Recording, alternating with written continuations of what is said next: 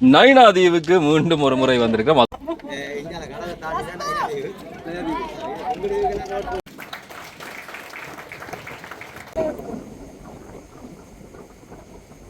பல மாதங்களாக ultrasound scan machine இல்லாமல் போராடி வருகின்றோம். சாவச்சேரி வைத்தியசாலையில கூட இந்த மருத்துவ சேவை வழங்கக்கூடிய இந்த ஸ்கேனிங் மிஷின் இல்லை. அரசாங்கத்தினுடைய நிதியை விட இந்த பொதுமக்களுடைய நிதி அனுசரணையிலேயே வளர்கின்ற ஒரு வைத்தியசாலை.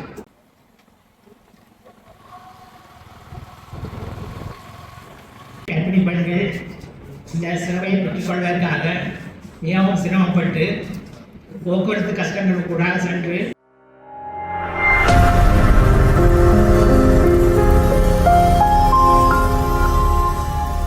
நைனாதீவுக்கு மீண்டும் ஒரு முறை வந்திருக்கோம். நைனாதீவு வந்து யாழ்ப்பாணத்திலிருந்து கடல் வழியாக தென்மேற்கு திசையில் 23 மைல் தொலைவில் அமைந்திருக்கிறது. இதுக்கு கிழக்கு திசையில் வந்து புங்குடு தீவும், நேர் வடக்காக வந்து அனலை தீவும் காணப்படுது.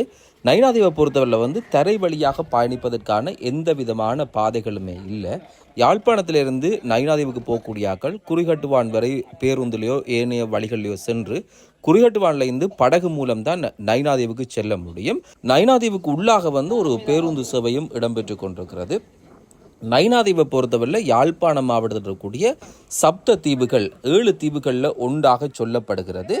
நாகதீபம் சிங்கள மொழியில் வந்து நாகதீபம் என்று சொல்லியும் இந்த இடத்தை வந்து அழைப்பினம். இங்கே இருக்கக்கூடிய மிக முக்கியமான விஷயம் வந்து வரலாற்று சிறப்பு மிக்க நைனாதீவு நாகபூஷணி அம்மன் கோயில். இது ஒரு தனிச்சிறப்போடு இந்த பகுதியில் இருக்குது. இது அம்மன் கோயில் என்று சொன்னாலும் நைனாதீவு நாகபூஷணி அம்மன் கோயில் என்று சொன்னாலும் சிறப்பான ஒரு விடயமாக இருக்கும். இந்த கோயிலை தாண்டி போய்களை வந்து சிறிய பௌத்த விகாரை இருக்குது. நாகவிகாரை என்று அழைக்கப்படுகிறது. ஸ்ரீலங்காவுக்கு வந்து பௌத்த சமயத்தவர் கௌதம புத்தர் இந்த தீவுக்கு வருகை தந்ததாக நம்பினோம்.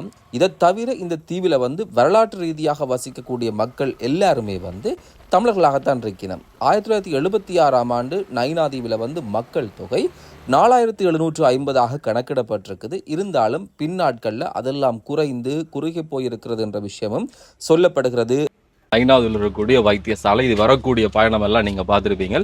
இன்றைய நாளில் இன்னும் ஒரு செயற்திட்டம் நைனை மக்கள் அறக்கட்டளை மூலமாக செய்யப்படுகிறது. ஏற்கனவே வந்து இந்த ஊர்ல கடலளிப்பாளர் தண்ணி உள்ளுக்கு வர அந்த நிலையில வந்து அவங்க என்ன செய்றாங்கன்னு சொன்னா கரையெல்லாம் வந்து ஆலமரங்கள் உள்ளிட்ட மரநடுகை எல்லாம் செய்திருந்தாங்க. இன்றைய இந்த வைத்தியசாலைக்கு இன்னும் ஒரு செயற்திட்டம் அந்த வரவு எண்ணெய் அதோட சேர்ந்திருக்கக்கூடிய சில நண்பர்களுடைய பங்களிப்போட சேர்த்து ஒவ்வொரு வைத்தியசாலைக்கும் வந்து அரசே வந்து எல்லா விஷயத்தையும் செய்து கொடுக்குறதுன்றது சாத்தியப்படாத விஷயம். அப்ப இருக்கக்கூடிய வளங்களையும் வசதி வாய்ப்புகளையும் எல்லா இடத்துக்குமே கொண்டு போகணும்ன்றது மிக முக்கியமான தேவையா இருக்கு. அப்படி இருக்கக்கூடிய வழியில வந்து இந்த கர்ப்பிணி தாய்மார் அவர்களுடைய அந்த சிசு வளர்ச்சி அந்த விஷயங்கள்லாம் பார்க்கறதுக்கு வந்து அதை பரிசோதிக்கக்கூடிய அந்த வசதின்றது இங்கே இல்லை. இங்க இருந்து அவ சிகிச்சைக்கு போகணும்னு சொன்னா இங்க இருந்து துறங்குறை போய் அதுல இருந்து பிறகு கடற்கரை மூலமாக அங்கால போய் அங்கேருந்து பேருந்துல போய் யாழ்ப்பாணத்துக்கு அந்த சிகிச்சைக்காக போக வேண்டிய தேவை இருந்தது. அப்படி இருக்கக்கூடிய ஒரு சூழ்நிலை அதை நிவர்த்தி செய்கிற முகமாக இன்றைய நாளில் அல்லது அவர்கள் இந்த பயணம் இப்படிலாம் போறது அதை விட வந்து குழந்தை வைத்திய நிபுணர் வைத்தியர் சரவணானந்த் அவர்கள் வந்து இங்க வந்து சிகிச்சை எல்லாம் செய்கிறவராம். அப்ப அதற்கு இலகுவாக வந்து இந்த பரிசோதிக்கக்கூடிய அந்த இயந்திரம் வந்து கிட்டத்தட்ட 1 கோடிக்கு மேல பெறுமதியாக இருக்கக்கூடிய அந்த இயந்திரத்தை வந்து இந்த நண்பர்கள் தன்னுடைய சகாக்கள் மூலமாக புலம்பெயர் தேசத்துல வாழக்கூடியாக்கள் அதை கொடுத்திருக்கணும். அதை கையளிக்கக்கூடிய அந்த விஷயம் நிறைய பேருக்கு அது பரவலுள்ளதாக இருக்கு. என்னென்ன மாதிரியான விவரங்கள் இது சார்ந்திருக்கு என்பதை வந்து இங்க இருந்து பதிவு செய்யறேன். இருக்கக்கூடிய எல்லா அரச கட்டமைப்புகளும் வந்து சரியான வளங்களோடு இருக்குமா என்று சொல்லி பார்த்தா நிறைய இடங்களில் இல்லை என்ற பதில் தான் கிடைக்கக்கூடியதாக இருக்கும். அப்படி இருக்கக்கூடிய ஒரு சூழ்நிலை தான் நாங்கள் இப்போ போகக்கூடிய இடம் வந்து நைனாதீவு வைத்தியசாலை. அந்த வைத்தியசாலையை பொறுத்தவரையில் அங்கே இருக்கக்கூடிய மக்களுடைய உயிர் நாடியாக அல்லது அவர்கள் மருத்துவ தேவைக்காக அங்கே தான் போக முடியும். பிறகு அங்கே ஏதாவது தீவிரமான நோய் இல்லாமல் கண்டறியப்பட்டால் அதுக்கு பிறகு அவர்கள் அங்கிருந்து நோயாளர் காவண்டி மூலமாக குறிகட்டுவான் இந்த துறைமுகம் வரையும் கொண்டு வரப்பட்டு அதுக்கு பிறகு கடற்கலங்கள் மூலமாக பிறகு திருப்பி நோயாளர் காவண்டி மூலமாக கொண்டு வரப்பட வேண்டிய தேவை இருந்தது. அப்படி இருக்கக்கூடிய ஒரு சூழ்நிலை தான் இந்த எல்லா வைத்தியசாலையும் வந்து அரசு பார்த்து கொள்ளுமா அப்படின்னு சொன்னால் அது பெரிய ஒரு சிக்கலான விஷயம்தான். அப்படி இருக்கிற வளப்பற்றாக்குறைகளை சீர் செய்கிற நோக்கில் வந்து புலம்பெயர்ந்து போயிடக்கூடிய நிறைய மக்கள் ஊரில் இருக்கக்கூடிய இவ்வாறான விஷயங்களை வந்து பார்த்து செய்வினம். அது போல ஒரு செயற்திட்டத்துக்கான அழைப்பு தான் இந்த நாளில் இருந்தது. இந்த நைனாதீவு பிரதேச வைத்தியசாலைக்கு வந்து புதிய அல்ட்ரா சவுண்ட் ஸ்கேனிங் இயந்திரம் ஒன்று வழங்கப்பட்டிருக்கிறது. வைத்தியசாலையினுடைய அவசர தேவையாக இது இருந்திருக்கிறது. இந்த ஸ்கேனர் இயந்திரம் வாங்குவதற்கு ஜெர்மனில் இருக்கக்கூடிய ஜெசிந்தா வாசன் மூலமாக 75 லட்சமும் நைனை மக்கள் அறக்கட்டளை மூலமாக அதில் வெவ்வேறு நபர்கள் பங்களிப்பு செய்யணும் அவை 20 லட்சமும் சேர்த்து 95 லட்சம் ஏறக்கூடிய 1 கோடி ரூபாய் என்றே சொல்லலாம். இன்றைய நாளில் சனிக்கிழமை நன்கொடை ஆட்களால் யாழ்ப்பாண பிராந்திய சுகாதார சேவை பணிப்பாளரிடம் நைனாதீவு வைத்தியசாலையில் வச்சு அதனுடைய பயன்பாட்டு வைக்கப்பட்டிருக்கிறது. மிகுந்த அவதானத்துடன் பாதுகாக்கப்பட வேண்டிய எமது கர்ப்பிணி தாய்மார்கள் அல்ட்ராசவுண்ட் ஸ்கேன் சேவையை பெறுவதற்காக பல தூரம் சவாலான பயணங்களை மேற்கொள்ள வேண்டியிருந்தது. இவற்றுக்கெல்லாம் முற்றுப்புள்ளி வைக்கும் வகையில் அல்ட்ராசவுண்ட் ஸ்கேன் மிஷின் அமையும் என்பதில் ஐயமில்லை. அல்ட்ராசவுண்ட் ஸ்கேன் மிஷின் எங்களது வேண்டுகோளுக்கு நாங்கள் திருமதி வாசன் ஜெசிந்தா அவர்களுடைய முழு முயற்சியினாலும் ஜெர்மானிய வைத்தியர் டாக்டர் ரீஸ் அவர்களது முழு ஆதரவோடும் ரொட்டரி ஓரண்ட் ஆஃப் ஜெர்மனி அறக்கட்டளை நிதி உதவியுடன் மற்றும் மருத்துவ உதவி அமைப்பு MOH ஜெர்மனி அவர்களது நிதியுதவியுடனும் மற்றும் நைனாதீவு மக்கள் அறக்கட்டளை ஒருங்கிணைப்பாளர் திரு வரவதையன் அவர்களது அனுசரணையோடும் திரு அருணாச்சலம் புவனேசன் அவர்களால் சேகரிக்கப்பட்ட நிதியுதவியுடனும் நமக்கு வழங்கப்பட்டிருக்கின்றது. உங்கள் அனைவருக்கும் எனது மனமார்ந்த நன்றிகளை தெரிவித்துக் கொள்கின்றேன். இத்திட்டத்தை நிறைவேற்ற உறுதுணையாக பணியாற்றிய நலம்புரி சங்கம் மற்றும் எமது ஹாஸ்பிட்டல் ஊழியர்கள் அவர்களது அயராத முயற்சிக்கு இச்சந்தர்ப்பத்தில் பாராட்ட விரும்புகின்றேன். நாம் அல்ட்ராசவுண்ட் ஸ்கேன் மிஷினை பெற்றுக்கொள்ள உதவியை நாடிய பொழுது உதவுவதற்கு முன்வந்த கோவில் நிர்வாகத்தினருக்கும் நைனை பௌத்த மத குரு வணக்கத்துக்குரிய நவந்தகர பதுமகீர்த்தி திசையர் அவர்களுக்கும் நன்றிகளை தெரிவித்துக் கொள்கின்றேன். இதற்காக தங்களுடைய பண உதவிகளை வழங்கியிருக்கக்கூடியவர்கள், வருகை தர முடியாதவர்கள் தங்களுடைய பிரதிநிதிகளை அனுப்பியிருந்தார்கள். அவர்களும் சேர்த்து இந்த நிகழ்வின் போது கௌரவிக்கப்பட்டார்கள்.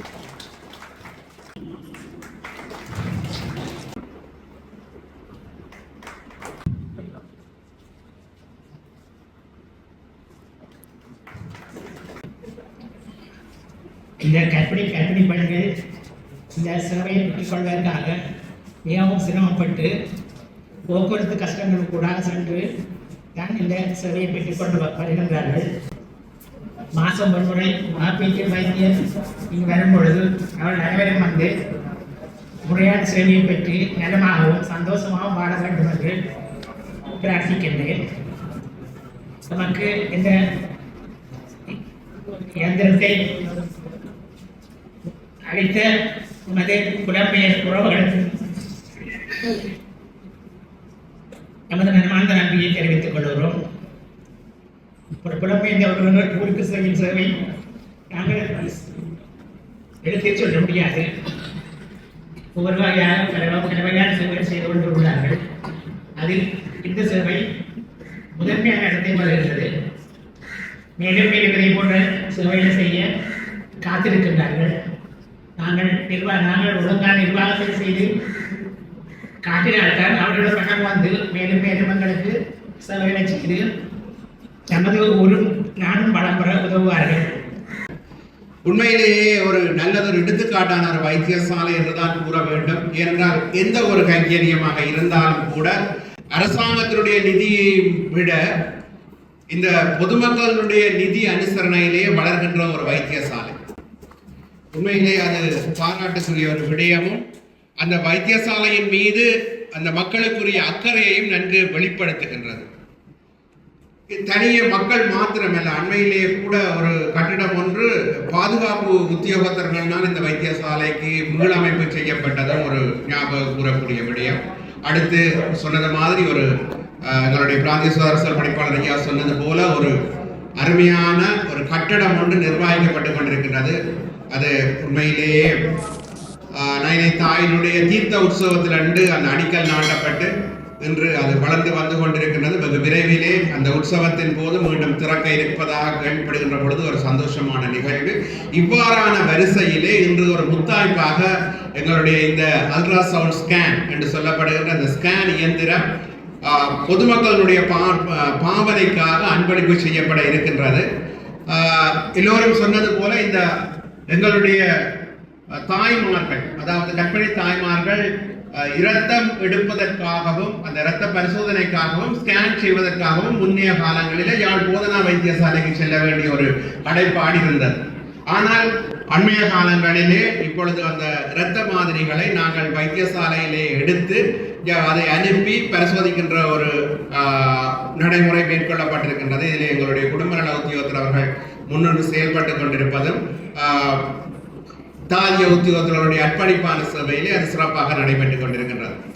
அடுத்த கட்டமாக இந்த ஸ்கேன், இந்த பிள்ளையினுடைய வளர்ச்சி எப்படி இருக்கின்றது, ஆரோக்கியம் எப்படி இருக்கின்றது என்பதை அவதானிப்பதற்காக இங்கே இந்த ஸ்கேன் ஒன்று கொண்டு வரப்பட்டிருக்கிறது. உண்மையிலே எங்களுடைய மதிப்புக்குரிய வைத்திய நிபுணர், மகப்பேற்று வைத்திய நிபுணர் சரவணன் ஐயா அவர்கள் இங்கு வந்து தன்னுடைய சேவையை ஆற்றுவதை நாங்கள் எல்லோரும் போற்றக்கூடிய ஒரு விடயம். தீபகங்களுக்கு காற்று, மழை, புயல் இருக்கின்ற காலத்திலே உண்மையிலேயே வர வேண்டிய உத்தியோகர்களே வர பஞ்சிப்படுகின்ற காலத்திலே அதையும் மீறி உண்மையிலே அவருக்கு வைத்தியசாலை, யாழ் போதனா வைத்தியசாலையில் நிறைய நோயாளர்கள் காத்து கொண்டிருப்பார்கள். அங்கே அவருடைய தனியே அங்கே மாத்திரம் சேவை செய்தால் போதுமானதாக இருக்கின்ற காலத்திலும் கூட இங்கே வர வேண்டும், இந்த நயனாதீவுக்கு வர வேண்டும், எங்களுடைய நெடுந்தீவுக்கு வர வேண்டும் என்று சொல்லி வருவது மட்டுமல்லாமல் இன்னும் தீவகத்தில் உள்ள பல இடங்களுக்கு விஜயம் செய்து இந்த நோயாளர்களை பார்த்து அவர்களுடைய பிரச்சனையை தான் ஒருவர் தான் கஷ்டப்பட்டு இங்கே பிரயாணம் செய்து வர வேண்டியது இருக்கிறது, மற்றவர்கள் இங்கேயே இருந்து வந்து தங்களுடைய சேவையை பெற்றுக்கொள்ளலாம் என்ற ஒரு நல்ல நோக்கத்திலே அவர் செய்கின்ற அந்த சேவைக்கு ஒரு உறுதுணையாக இந்த ஸ்கேன் அவருக்கு வழிவகுக்கும். ஏனென்றால் அவருடைய சில நோய்களையும் சில வளர்ச்சி நிலைமைகளையும் சில அவதானிப்புகளையும் பிள்ளையினுடைய தங்கிய விடயங்களையும் அவதானிப்பதற்கு இந்த இயந்திரம் ஒரு மிக முக்கியமானது ஒன்று. ஆகவே அவர் இந்த வந்து செல்வதற்குரிய முழு பயனை இந்த இயந்திரம் வழங்குவதன் மூலம்தான் பெற்றுக்கொள்ள முடியும். இதற்காக இங்கே பல அன்பர்கள் அதை முன்னின்று தங்களுடைய ஒத்துழைப்பாலும் புயல் புலம்பெயர்ந்து வாழ்கின்ற மக்களுடைய அர்ப்பணிப்பான சேவையாலும் சொன்னார். உண்மையிலேயே அந்த வாசன் குடும்பத்தினர் அவர்கள் இதற்காக அங்கே சென்று அவர்களுடைய நயனாதீவு மண்ணின் வைத்தியசாலை வளர்ச்சியிலே அவர்களுடைய அந்த பங்களிப்பு மிக முக்கியமாக இருக்கின்றது என்று இரண்டால் படம் சேர்த்து அங்கே பல வைத்தியர்களிடம் சென்று கதைத்திருக்கிறார்கள், பல அபிமானிகளிடம் சென்று கதைத்திருக்கிறார்கள், நைனை வாழ்கின்ற மக்களிடம் சென்று இந்த பணத்தை திரட்டி இருக்கிறார்கள். அது மாத்திரமல்ல, இங்கே வீட்டிருக்கின்ற பிரமுகர்களும் பலர் இந்த நல்ல கைக்கரியத்திலே தங்களுடைய பங்களிப்பை செய்து இன்றைய தினம் இந்த வைத்தியசாலைக்கு இந்த ஸ்கேன் இயந்திரத்தை வழங்குகின்ற ஒரு நற்பண்பை செயற்பாட்டை இங்கே விளிர வைத்திருக்கின்றார்கள். கையளிக்கப்பட உள்ளது. எனவே அனைத்து விருந்தினர்களையும் சபை மன்னர் அழைக்கின்றேன்.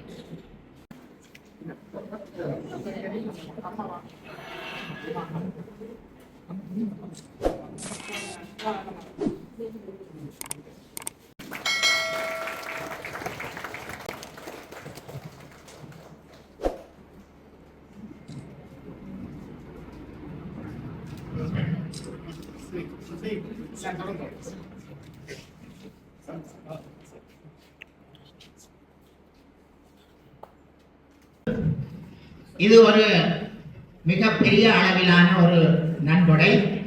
இந்த நன்கொடையை வழங்குவதற்காக நாங்கள் எங்களுடைய நயனாதீவு நாகபூஷணி அம்மன் ஆலய அறங்காவலர் சபையினரை கேட்டிருந்தோம். அவர்கள் அதனை பிப்ரவரி மாதத்தில் வழங்குவதாக தெரிவித்திருந்தார்கள். அப்பொழுது அதனுடைய விலை 1,29,00,000. இப்பொழுது அது கொஞ்சம் விலை குறைக்கப்பட்டு, அதாவது அதனுடைய பேட்வரி குறைக்கப்பட்டதினாலே கொஞ்சம் குறைக்கப்பட்டு 95 லட்சம் ரூபாய் செலவிலே எங்களுடைய இந்த தீவுக்காக அது வழங்கப்பட்டிருக்கின்றது. அதற்காக முதற்கண் அதை வழங்கி வைத்த திருமதி வாசன் அவர்களுக்கும் எங்களுடைய நயனாதீவு மக்கள் அறக்கட்டளை அதாவது நிர்வாகி வரோதியன் அவர்களுக்கும் இந்த சந்தர்ப்பத்திலே நன்றியை தெரிவித்துக் கொள்கின்றோம்.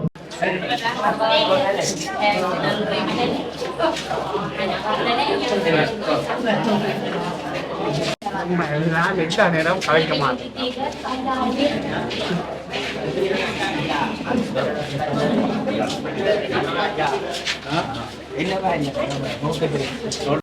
மருத்துவமனைக்கு இந்த ஸ்கேன் மிஷின் தேவை என்று டாக்டர் சரவணபவான் எங்கள்கிட்ட கேட்கப்பட்டது. அதற்கு நாங்கள் ஆரம்பத்தில் இதுக்கு செகண்ட் ஹேண்ட் பாவித்த நிலையில் உள்ள ஒன்று 18 லட்சம் ரூபாய்க்கு வேண்டுறதுக்கு நாங்கள் முடிவெடுத்தினாங்கள். பின்னர் ஜெர்மனியில் இருந்து வாசன் என்பவர் எங்களோட தொடர்பு கொண்டு புதுசாக நாங்கள் வேண்டி கொடுப்போம், இதுக்காக நான் 75 லட்சம் ரூபா நிதி சேகரித்து வச்சிருக்கிறேன் என்று சொன்ன அடிப்படையில் மிகுதி 20 லட்சம் ரூபாயை இவர் 5 லட்சமும் நான் 5 லட்சம் போட்டு நைன அறக்கட்டளை 10 லட்சம் எல்லாரும் சேர்த்து நைன அறக்கட்டளை கூடாக சேர்த்து அந்த பணம் சேர்த்து 95 லட்சம் ரூபாய்க்கு இதை கொள்வன செய்துவிட்டு மிக்க மகிழ்ச்சி. இந்த இதால் நைனாதியில் உள்ள கர்ப்பிணி தாய்மார்களுக்கு நல்ல சேவை வழங்கலாம்.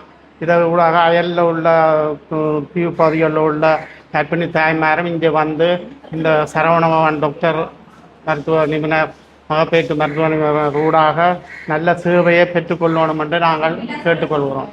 முதல் இந்த வைத்தியசாலை வளங்கள் எல்லாம் எப்படி இருந்தது? என்ன மிகவும் பின்தங்கிய நிலையில் இருந்தது. நான் இந்த வைத்தியசாலைக்கு ஒரு டெய்லூருக்கா வந்த நான் ஒரு அழிபடை நிலையில் இருந்தது இந்த வைத்தியசாலை, கிட்டத்தட்ட அந்த நிலையில் இருந்தது. ஆனால் நயனாதி சாது அந்த இந்த புனர்நிர்மாணம் வேலைகள் கணக்க செய்து மாவல் பதித்து கடலை அறையில் இருக்கிறதால சிவர்கள் எல்லாம் மிகவும் இதான நிலையில் இருந்தால் அது எல்லாத்தையும் புதுப்பொழிவுடன் வடிவமைத்து கொடுத்திருக்கிறார். நயனாதீவு மக்களும் இதுக்கு பெரிய பங்களிப்பு வகித்திருக்கின. இன்னும் ஒரு கட்டிடம் இங்கால வரப்போகுது. அந்த கட்டிடத்துக்கும் நயனாதீவு மக்கள் பெரிய பங்களிப்பு ஆற்றி ஜெர்மனியில் உள்ள வாசன் ஊடாக அதுவும் நிர்மாண வேலைகள் நடைபெற்று கொண்டிருக்கு. அடுத்த வருஷம் நயனாதி திருவிழாக்கு அதுவும் புதுப்பொழிவுடன் திறந்து வைக்கப்படும் என்று இப்பொழுது சொன்னார்கள். அதை மிக்க மகிழ்ச்சியாக இருக்கின்றது. இதன் மூலம் எவ்வளவு பிரயோசனமா இருக்கும் என்று சொல்லினோம்.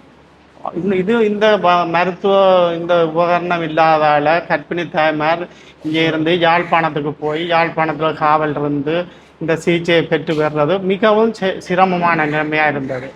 இது ஒரு வரப்பிரகாசமாக ஒரு 3 மாதத்துக்குள்ளே இது புறப்பட்டது மிக்க மகிழ்ச்சி. இப்போ அவர்கள் தங்களுடைய சேவை இங்கே 100% பூர்த்தி செய்யக்கூடிய அளவுக்கு இப்போ வந்துட்டுது. அது இப்போ முன்னர் அந்த சுகாதார சேவை பணிப்பாளர் வடமாகாணம் சொன்னார், இது முன்னுதாரணமான இந்த தீவு ஒரு முன்னுதாரணமான தீவு என்று சொன்னால் மிக்க மகிழ்ச்சியாக இருந்தது. இன்றைக்கு சாவச்சேரி வைத்தியசாலையில் கூட இந்த மருத்துவ சேவை வழங்கக்கூடிய இந்த ஸ்கேனிங் மிஷின் இல்லை, மற்ற முல்லைத்தீவில் இல்லை, மாங்குளத்தில் இல்லை என்று பல இடங்களில் சிங்கள ஏரியாவில் பல இடங்களில் இல்லை என்று சொன்னார். நீங்கள் கொடுத்து வச்சிருக்கீர்கள் என்று சொன்னார்கள். மிக்க மகிழ்ச்சி.